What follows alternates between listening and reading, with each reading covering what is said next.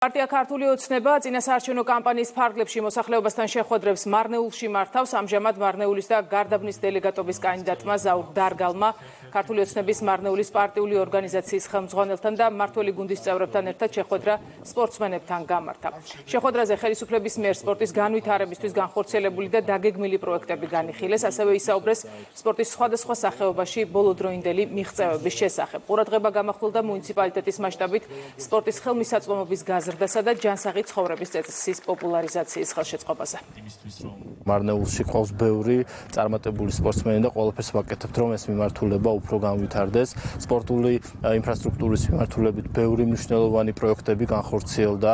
მარნეულში იგეგმება ახალი სპორტული დარბაზების, მინი სტადიონების მშენებლობა. ხელისუფლების მიდგომა სპორტის მიმართ არის განსაკუთრებულად მნიშვნელოვანი. ყველაფერს კეთდება იმისათვის, რომ ჩვენს ქვეყანაში სპორტი განვითარდეს და უფრო მეტ წარმატებებს მივახციოთ. ყველა შეხვედრაზე იგრძნობა როგორც სპორტსმენების, ისე ჩვენს მუნიციპალიტეტში მაცხოვრებელი მოქალაქეების მხარდაჭერა და ეს იმას ნიშნავს, რომ ჩვენ აუცილებლად 26 ოქტომბერს დიდი უპირატესობით გავიმარჯვებთ. შეხვედრა ჰქონდა ქართული ოცნების წარმომადგენლებთან, დელეგატთან. შეხვდით მარნეულის სპორტული საზოგადოება, ძალიან კმაყოფილნი დავჭით. მხარს უჭერთ, რა თქმა უნდა, ქართულ ოცნებას. მთავრობის მხრიდან მარნეულში სპორტის განვითარებას დიდი მხარდაჭერა აქვს. ჩვენ სპორტსმენები ამას მუდამ ვგრძნობთ და ჩვენ თავს არ ვზოგავთ, რომ ჩვენი დროშა ყველგან ამაყად ფრიარებდეს და ჩვენი სახელმწიფო ჰიმნი ჟღერდეს.